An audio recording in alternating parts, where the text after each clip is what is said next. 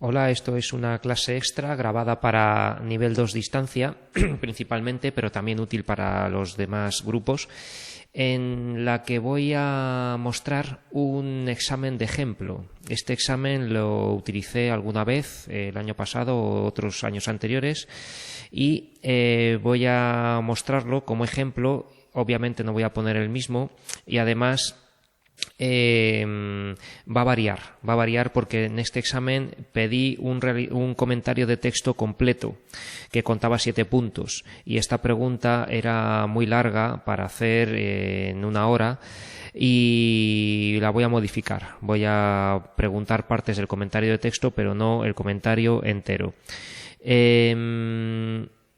Lo que sí voy a poner es un poema, que seguramente sea de Bécquer o de Rosalía de Castro. Puede que sea uno de los poemas que hayamos visto en clase y por tanto tenéis que conocerlos bien. Es cierto que podéis actuar ante un texto desconocido con los medios que tenéis, pero si ya lo conocéis entra vuestra capacidad de estudio, de atención, de haber ido a clase, y eso pues es muy ventajoso para poder resolver este examen. Bueno, en este texto además nos sirve para quienes no tengan exámenes y me estén escuchando por curiosidad, por interés, por aprender o como ayuda para sus estudios de otra cosa. Este texto es un poema, es una rima de Bécquer, concretamente la rima 48 de Bécquer, que dice así: como se arranca el hierro de una herida, su amor de las entrañas me arranqué, aunque sentí al hacerlo que la vida me arrancaba con él. Del altar que le alcé en el alma mía, la voluntad su imagen arrojó, y la luz de la fe que en ella ardía, ante el ara desierta se apagó. Aún para combatir mi firme empeño, viene a mi mente su visión tenaz. ¿Cuándo podré dormir con ese sueño en que acaba el soñar? Bueno, pues este poema, como siempre, es muy emotivo, trata de un sentimiento o una emoción que expresa magistralmente Gustavo Adolfo Bécquer, y vamos a ir leyendo y comentando. Quizá una buena manera de irnos familiarizando con el poema es hacer la métrica. La tenemos aquí puesta, pero por si acaso vamos a comprobar y a coger soltura en esto. Vamos a ampliar la imagen.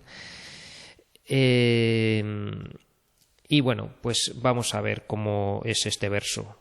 Vamos a contar las sílabas. Como sin alefa, ¿vale? Se arranca el hierro de una perdón, aquí hay otra sin alefa, de una herida, de una herida. Vamos a ver si he contado bien. 1, 2, 3, 4, 5, 6, 7, 8, 9, 10, 11.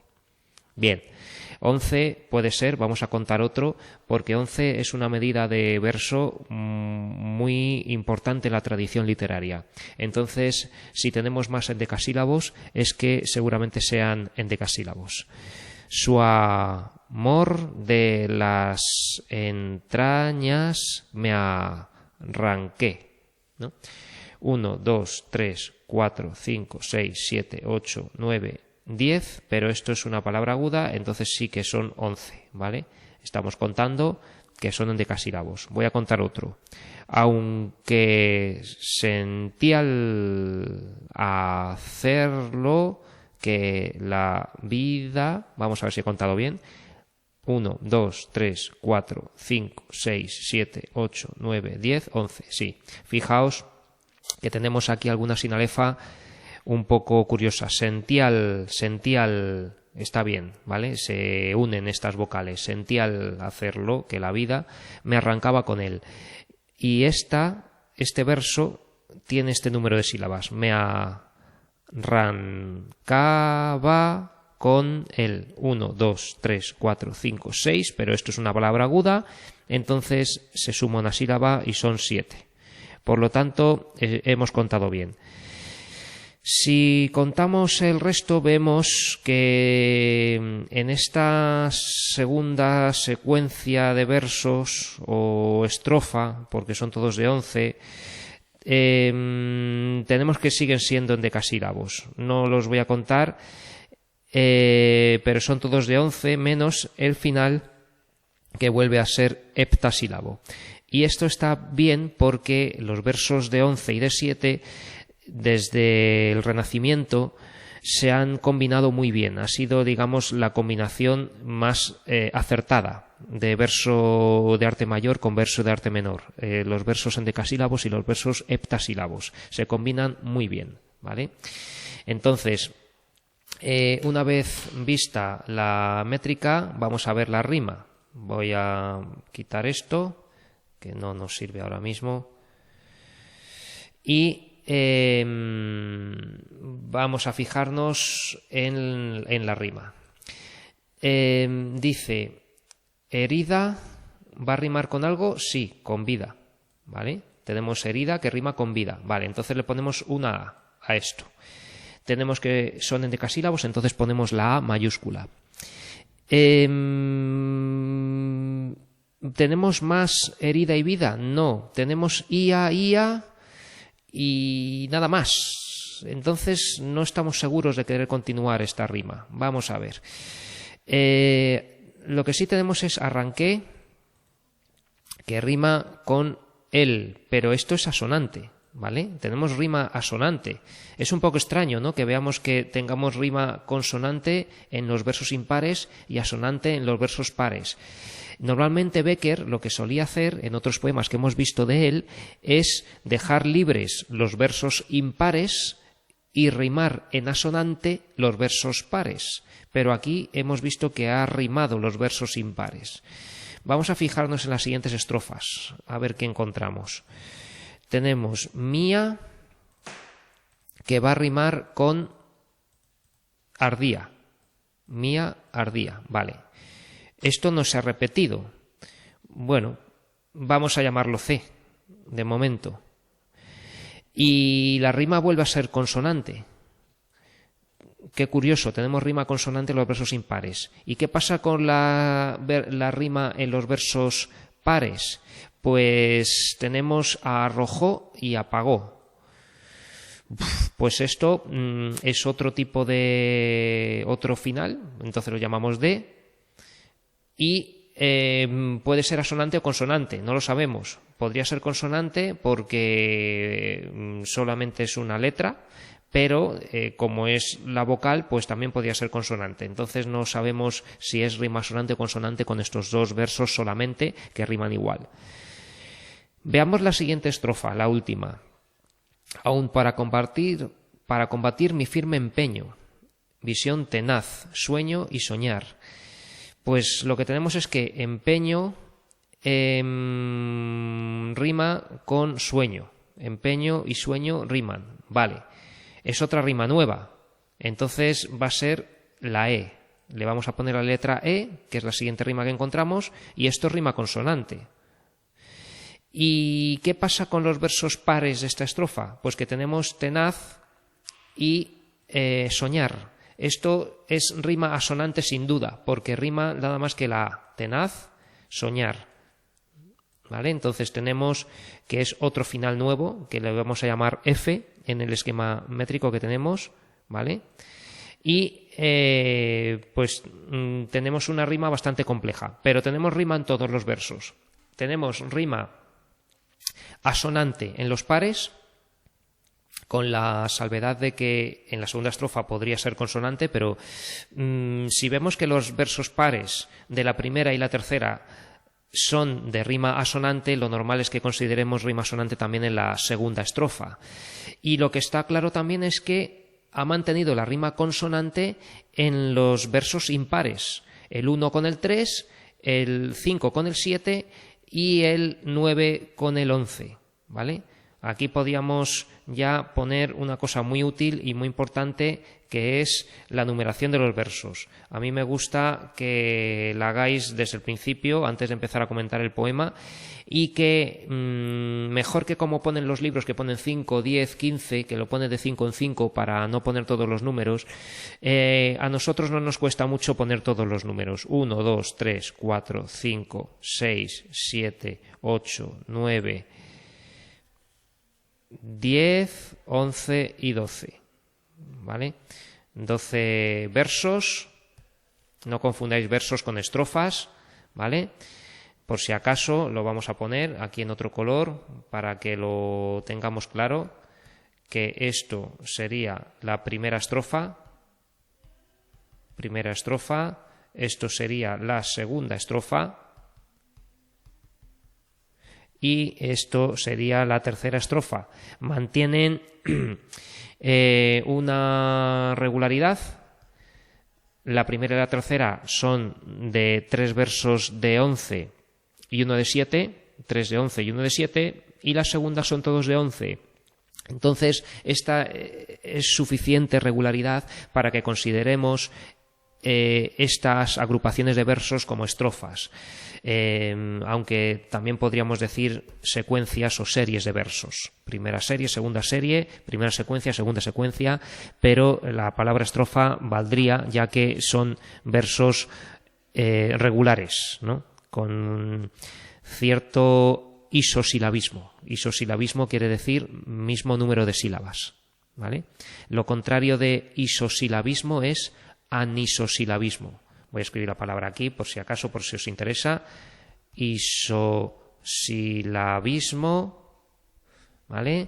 Es el mismo número de sílabas.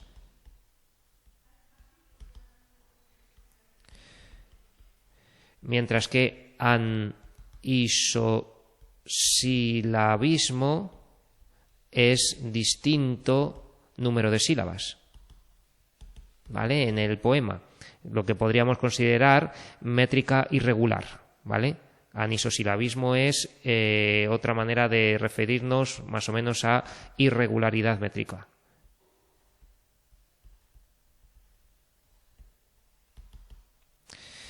Bueno, estos son solamente términos para, más bien para bachillerato o para cursos superiores. Bien, vamos a seguir con el poema, vamos a pensar más en esto. Ya tenemos aquí la estructura externa que hemos deducido. Tiene rima sonante en los versos pares, rima consonante en los versos impares y son distintas rimas en cada estrofa. Los versos son endecasílabos y heptasílabos, siendo heptasílabos el cuarto y el duodécimo, ¿vale? Vemos que el número 4 y el número 12 son los versos heptasílabos, los versos cortos. De alguna manera va a querer que destaquen estos versos. Bueno, tenemos también la tarea de comprender el poema y de sacarle los recursos, ¿vale? Estoy dejando para lo último el tema y la estructura y toda la parte más de contenido, porque en el fondo es más difícil eso. Ahora estamos haciendo pequeñas tareas mecánicas que serán bastante parecidas a las que os pediré en el examen. Aún así os pediré también algo de contenido, que me digáis el tema o el resumen del poema, ¿no? Que lo interpretéis, que lo expliquéis de alguna manera. Vale. ¿Cuál es el contenido del texto? Bueno, antes de nada teníamos aquí algunas palabras que quizá no conocíais. Ara, ¿qué es un ara? Ara es un altar.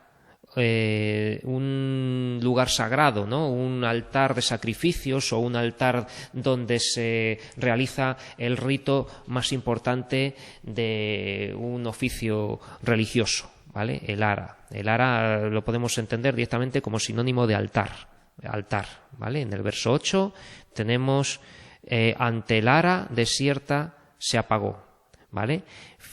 Y esto lo está usando como un sinónimo de altar. Para no repetir la palabra altar, dice ara.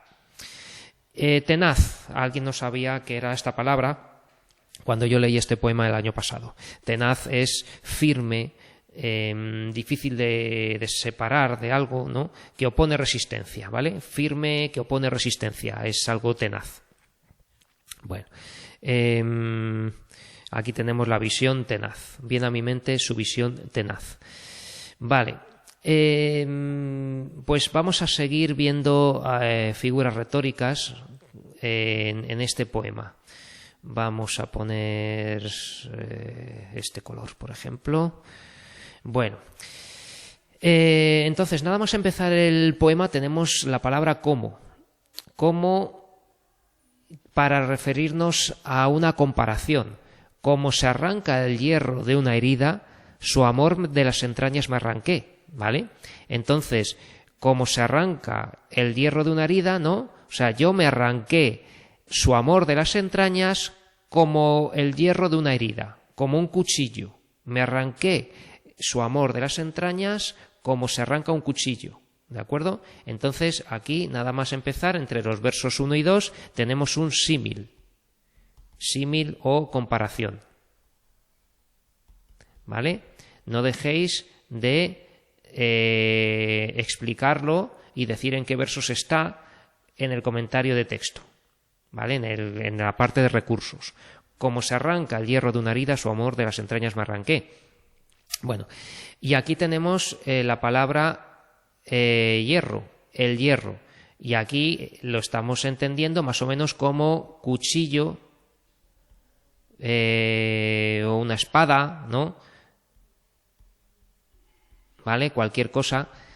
Y nos estamos refiriendo a la materia por el elemento al que se refiere, ¿no? Igual que se puede referir al balón en un partido de fútbol como el cuero, ¿vale? Entonces, esto realmente es una metonimia, ¿vale? Yo tenía aquí puesto que también podríamos entenderlo como sinécdoque, ¿vale? Sinécdoque es, en este caso, algo similar. Sinécdoque es la parte por el todo, ¿no? O el todo por la parte. Una sinécdoque podría entenderse como que el hierro es parte de un puñal o de una espada o de un cuchillo, ¿no? Pues una espada o cuchillo o puñal tiene más materiales aparte de hierro, pero el hierro es como lo más significativo, la parte que engloba al todo, ¿no? Bueno, pues podríamos referirnos también como sinécdoque, pero si decimos metonimia es una palabra más sencilla y puede ser más correcto en este caso, ¿vale? Podemos usar sinécdoque también. Como se arranca el hierro de una herida, su amor de las entrañas me arranqué. Bueno, pues tenemos que este me arranqué está cambiado de orden, ¿no? Me arranqué su amor de las entrañas, ¿no? Entonces, este cambio de orden, ¿cómo se llamaba? Pues no es otra cosa que un hipérbaton. Hipérbaton, ¿no? Y vamos a encontrar bastantes versos que van a estar encabalgados. El encabalgamiento es esta figura retórica que deja sin terminar una sentencia, un enunciado a final de verso y continúa en el siguiente. Como se arranca el hierro de una herida, es una frase sin terminar, ¿vale? Hay que decir algo más. Entonces no podemos olvidar decir que esto es un encabalgamiento. Entre los versos 1 y 2, ¿vale? Y claro, esto vamos a encontrarlo muchas veces. Aunque sentí al hacerlo que la vida me arrancaba con él. Que la vida, ¿qué? Me arrancaba con él. Todo esto es otro encabalgamiento que también lo tenemos entre los versos 3 y 4. Que sentí al hacerlo que la vida me arrancaba con él, podríamos considerar que esto es una exageración, ¿no? Que te estás arrancando la vida con arrancarte el amor de alguien, pues que la vida me arrancaba, podríamos considerarlo una exageración, una hipérbole. ¿De acuerdo? Una hipérbole, que la vida me arrancaba. Bueno. ¿Y qué más tenemos aquí? Pues tenemos otra figura morfológica interesante que es este arranqué, arrancaba, ¿no? Tenemos el verbo arrancar, la raíz o lexema de arrancar, dos veces con dos finales distintos. Entonces, esta palabra que mantiene el lexema, pero tiene dos formas distintas, es un políptoton. Políptoton. ¿Vale? Esta es la variación de los morfemas flexivos manteniendo el morfema léxico, el lexema. Eso es un políptoton. Cuando tengamos la misma palabra, el mismo lexema, la misma raíz, pero distintos morfemas derivativos, pues por ejemplo, pues colegio, colegial, o molino, molinero, ¿no? Tenemos distintos finales de palabra, pero que ya son sufijos. Entonces eso ya no se llama políptoton. Lo correcto es llamarlo de otra manera, que sería una derivación. Simplemente se llama derivación. Bueno, del altar que le alcé en el alma mía, la voluntad su imagen arrojó. Tenemos de nuevo muchos hiperbatones, ¿no? Esta figura de descolocar los elementos en distinto orden del lógico de la oración. Del altar que le alcé en el alma mía, la voluntad su imagen arrojó. La voluntad arrojó su imagen, que a su vez esto tendría que ir aquí, ¿no? La voluntad arrojó su imagen del altar que le alcé en el alma mía, en mi alma, ¿vale? Todo esto es un gran hiperbatón, ¿de acuerdo? Vamos a ponerlo por aquí, hiperbatón. Y claro, ya estamos aquí viendo el contenido del poema, a medida que entendemos lo que se nos dice aquí. La voluntad, ¿no? La fuerza de voluntad arrojó la imagen de alguien de lo más sagrado de su alma, del altar que le alcé en el alma mía, ¿no? En mi alma alcé un altar y en ese altar estaba expuesta esta imagen sagrada de esta persona que tanto amaba, ¿no? Porque recordad que estamos hablando de amor, ¿vale? No estamos hablando de freír morcillas, ¿vale? Esto es un poema de amor, ¿vale? Y es un poema de desamor, porque está intentando olvidar a alguien. Ha tenido que hacer el esfuerzo de arrancarse como si fuera un cuchillo que le dolía este amor que tenía clavado, ¿vale? Estamos usando términos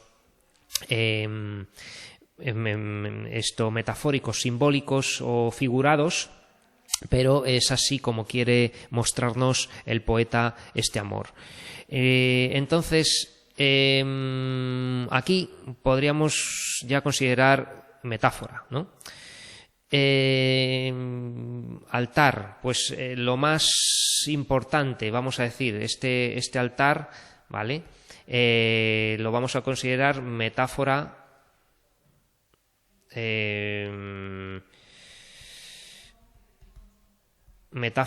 de, hay que decir siempre el término real, de lo más importante de su vida, de lo más importante de su vida, lo más sagrado,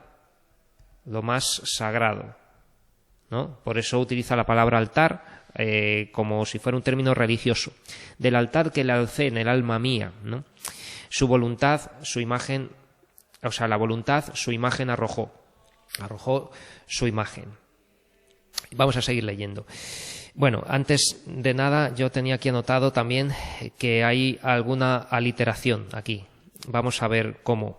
Del altar que le alcé en el alma mía, si nos fijamos, tenemos bastantes L's, ¿vale? Bastantes laterales. Voy a usar otro color para marcarlo. Vamos a poner esto mismo.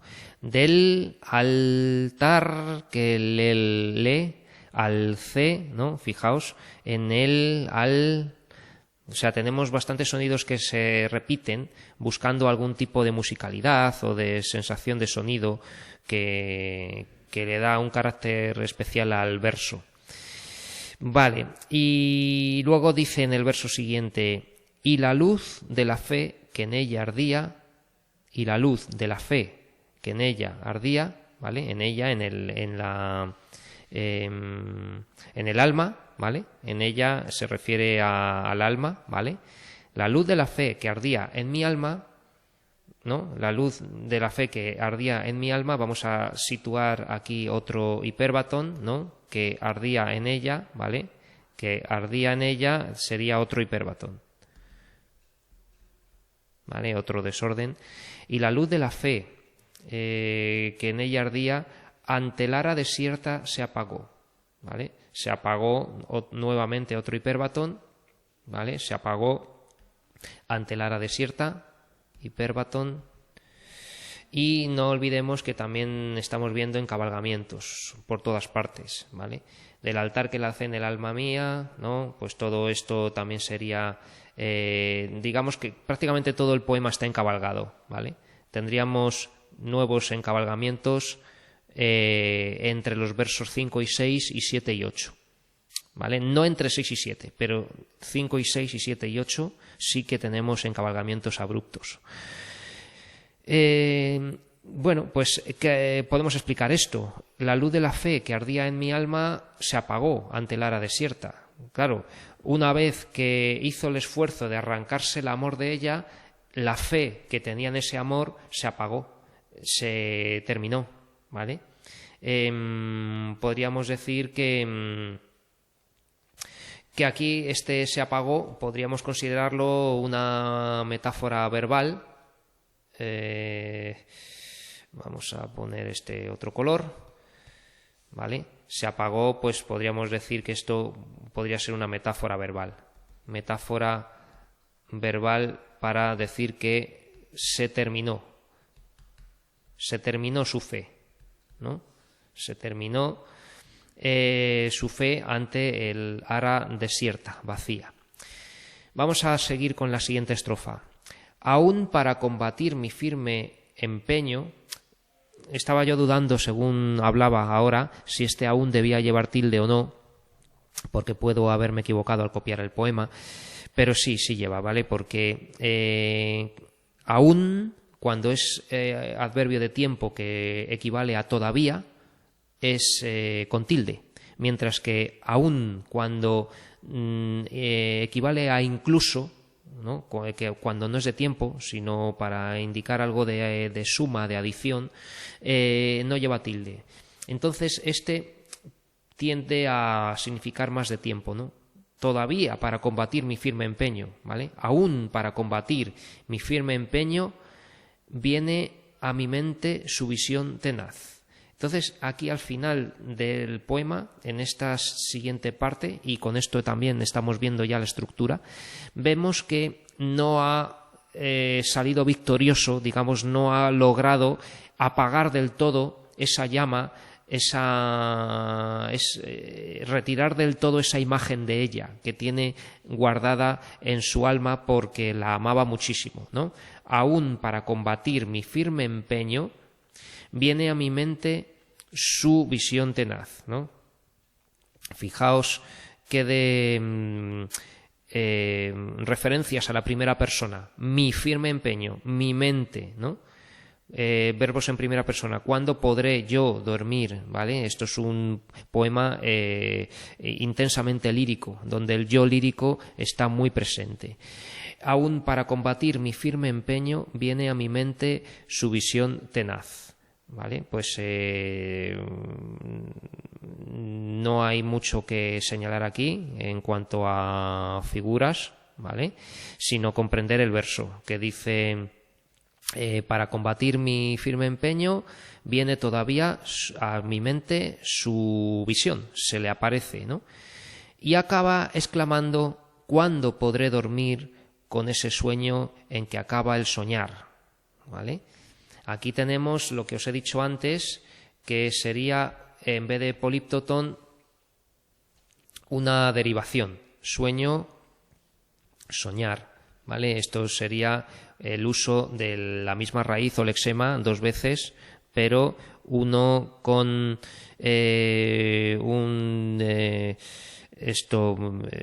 una marca segmental de final de palabra, ¿no? Sueño, ¿vale? Y luego soñar, que sería el morfema del verbo, ¿verdad? La desinencia verbal. Entonces esto, pues voy a poner las 2 cosas. Si queréis decir políptoton, no lo voy a poner como mal, políptoton, pero en cuanto tengamos algo que parece una palabra derivada una de otra, o que ambas son de otra, ¿no? Tendríamos que decir derivación.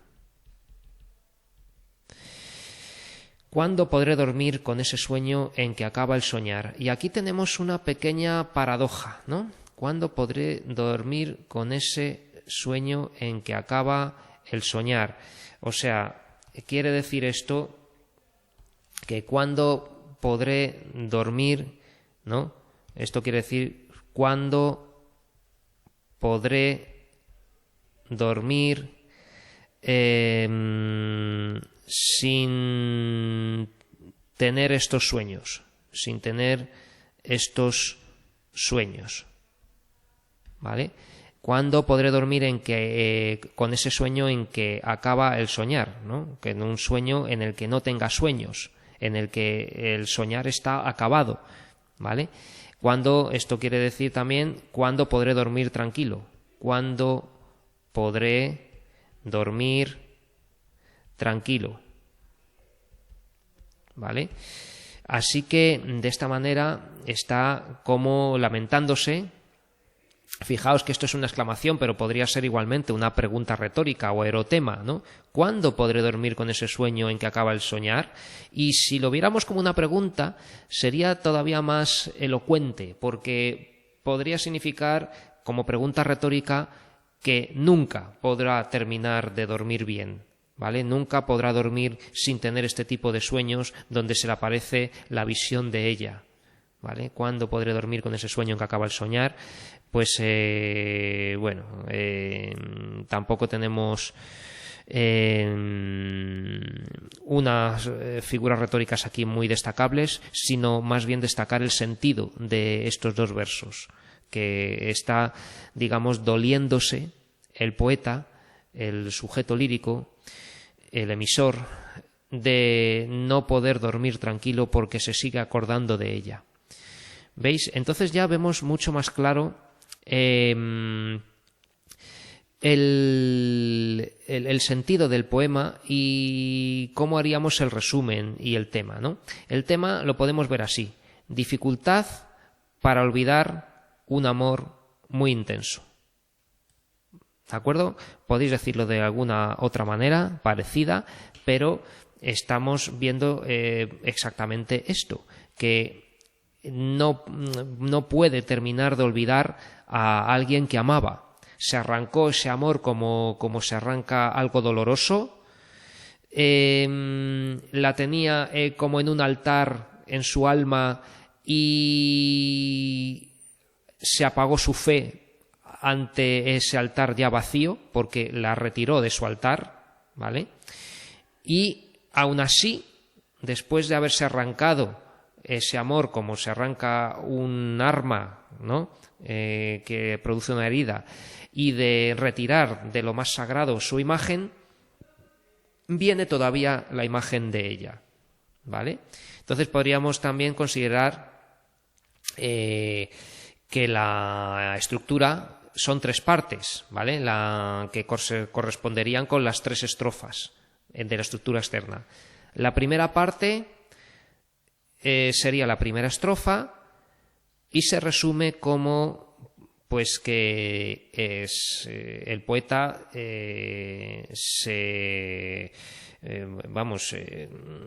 hizo el esfuerzo de dejar de amar a alguien, ¿vale?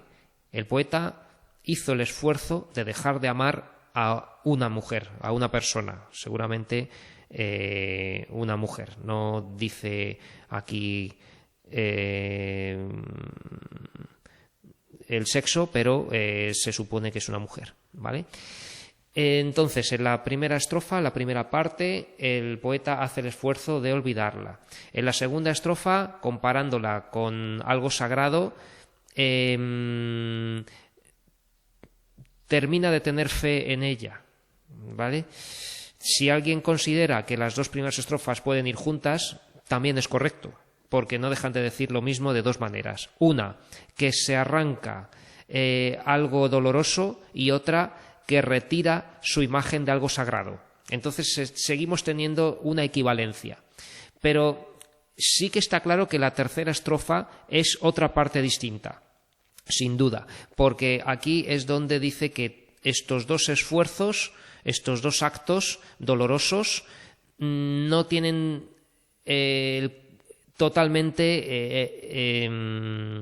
no tienen todo el efecto que deberían. No tienen todo el efecto que él esperaba, porque todavía se le aparece en sueños, ¿vale? Esta mujer o este ser amado que ha dejado de amar, se le sigue apareciendo en sueños. Viene a mi mente su visión tenaz, ¿vale?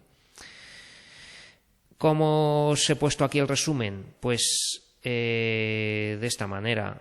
El poeta, el sujeto lírico, sufre con la decisión tomada de terminar u olvidar un amor, ¿no? La decisión tomada de terminar u olvidar un amor, y se enfrenta a una gran dificultad, ya que su imagen se le sigue apareciendo en sueños, ¿vale? Esto sería el resumen del poema. Bueno, entonces tendríamos, si quisiéramos hacer el comentario completo, ya sabríamos que tendríamos que empezar con la contextualización, hablar de que el poema es un texto literario, que está en verso, que es del género lírico, que pertenece a la época literaria del romanticismo, que consiste en la exaltación de los sentimientos, en el individualismo, el subjetivismo, la libertad creadora, el protagonismo del paisaje, la libertad, etcétera. Y Becker, que es un autor de la segunda mitad del siglo XIX, muy conocido por su libro Rimas y leyendas, donde este poema pertenece a la parte en verso Rimas. El siguiente punto sería el resumen y el tema. Resumen, tema. La estructura, que ya la hemos dicho. Podéis partirlo en dos partes, como la primera parte de los versos 1 al 8 y la segunda del 9 al 12, o bien hacerlo tres partes, tal como manda la estructura externa, donde en la primera se arranca su amor como si fuera un arma de hierro, en la segunda retira la imagen de ella de su alma como si fuera algo sagrado, y en la tercera dice que esto es ineficaz porque se le sigue apareciendo en su mente en sueños. La estructura externa ya la hemos hecho con esta mezcla de rima sonante y rima consonante, muy curiosa, versos endecasílabos y heptasílabos. El esquema métrico pues es este, que lo ponemos al lado del poema, o lo ponemos aquí también escrito, ¿vale?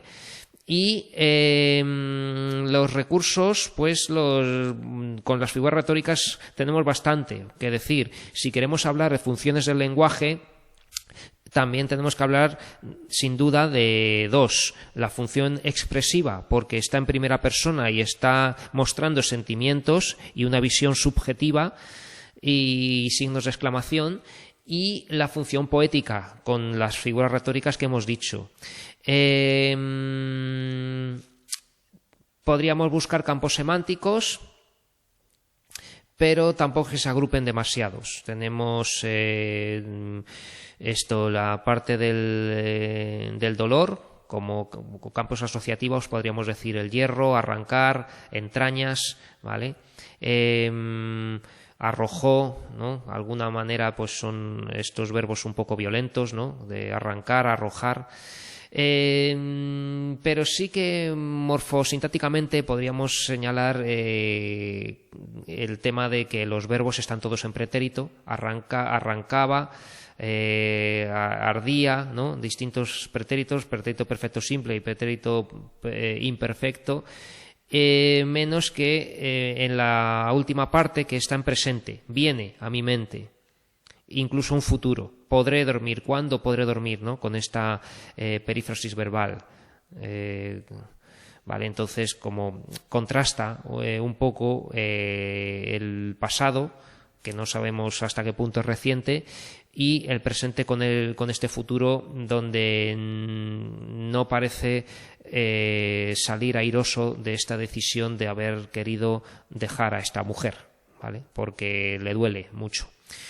Bueno, y por último el comentario, pues relacionar, por ejemplo, con las características del romanticismo que ya estamos viendo, que vemos una exaltación de los sentimientos con muchas exageraciones, ¿no?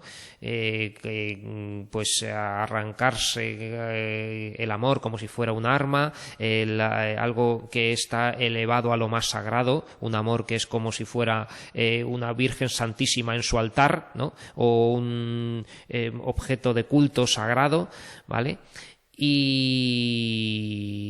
Y esta libertad creadora en la variedad de métrica, que tenemos mezcla irregular de versos endecasílabos con heptasílabos y además una mezcla de rima consonante con rima sonante, cosa que es bastante novedosa, algo muy innovador. Y esto es parte también de esta libertad creadora de los románticos, que van a romper las normas y van a querer experimentar, ¿vale? Bueno, entonces ya podríamos dar por concluido el comentario de texto de este poema, y a continuación yo os voy a poner algunas preguntas que pueden estar en forma de test de elección múltiple, ¿vale? Como pueden ser las siguientes. Enrique Gil y Carrasco escribió... ¿Qué escribió Enrique Gil y Carrasco? Era novelista, escribió una novela histórica en el romanticismo que era El Señor de Bembibre, ¿vale? Esto lo escribió Enrique Gil y Carrasco. ¿Quién escribió largos poemas narrativos? Bécquer no, Bécquer escribió poemas más bien breves como este, ¿vale? Rosalía de Castro, pues tenía, pero escribió más bien poemarios, es decir, libros de poemas con una continuidad de unos con otros, pero sobre todo líricos, no tanto narrativos.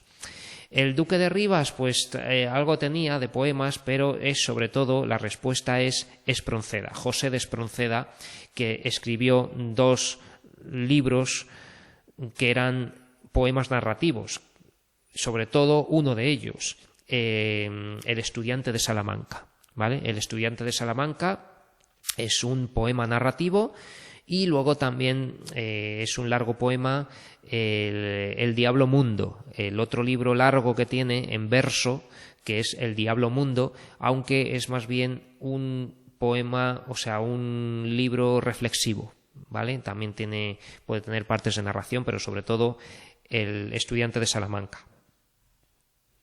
¿Quién escribió El doncel de don Enrique el Doliente? Que esto es una novela también, una novela histórica, romántica, llena de sentimientos. Pues esto lo escribió Mariano José de Larra. Mariano José de Larra, famoso por sus artículos periodísticos, escribió esta novela también, porque Larra, en su corta vida, antes de que se suicidase, pues escribió bastante, incluso de varios géneros, de artículos de periódico, esta novela e incluso alguna obra de teatro. ¿Cuál de los siguientes no es un rasgo del teatro romántico? ¿Cuál de los siguientes no es un rasgo del teatro romántico? ¿Mezcla de lo trágico y lo cómico? Pues no, porque esto sí que lo tiene. ¿Enseñanza de algo útil? Pues tal vez. ¿Ruptura de la regla de las 3 unidades? Esto también lo tiene el teatro romántico. ¿Mezcla de verso y prosa? También lo tiene. Esto de mezclar verso y prosa lo hace el Duque de Rivas en Don Álvaro o La fuerza del Sino. Entonces, estas 3 que he dicho sí son del teatro romántico. ¿Cuál no es un rasgo del teatro romántico? Enseñanza de algo útil, ¿vale? Esto era propio del teatro neoclásico. Voy a ir destacándolo para que lo veáis. Enseñanza de algo útil. Aquí hemos dicho que es Larra. quien escribió largos poemas narrativos Espronceda, y quien escribió ¿qué escribió Enrique Gil y Carrasco? El señor de Bembibre, ¿vale? La obra de Don Juan Tenorio de José Zorrilla no es original suya, sino inspirada en otra obra anterior. ¿De qué autor era la obra original, que se llamaba El burlador de Sevilla? Pues de Tirso de Molina. Tirso de Molina escribió El burlador de Sevilla y fue el creador del Don Juan, del personaje más famoso de la literatura en todo el mundo, junto con Don Quijote de la Mancha, ¿vale? Ambos personajes ficticios, Don Quijote y Don Juan, son producto de la literatura española, ¿de acuerdo? Que son los algo que deberías hacernos sentirnos orgullosos de nuestra literatura, ¿vale? Todo el mundo sabe que es un Don Juan, y eso fue gracias a Tirso de Molina y recreado por José Zorrilla. ¿De qué murió Rosalía de Castro? Rosalía de Castro murió de un cáncer de útero, ¿vale? Esto pues también es una pregunta que suelo hacer porque es importante en su vida. Bueno, y nada más, con esto pues ya habéis visto un examen, un poema como ejemplo que puede caer, ¿vale? Y con esto pues ya pasamos al siguiente vídeo.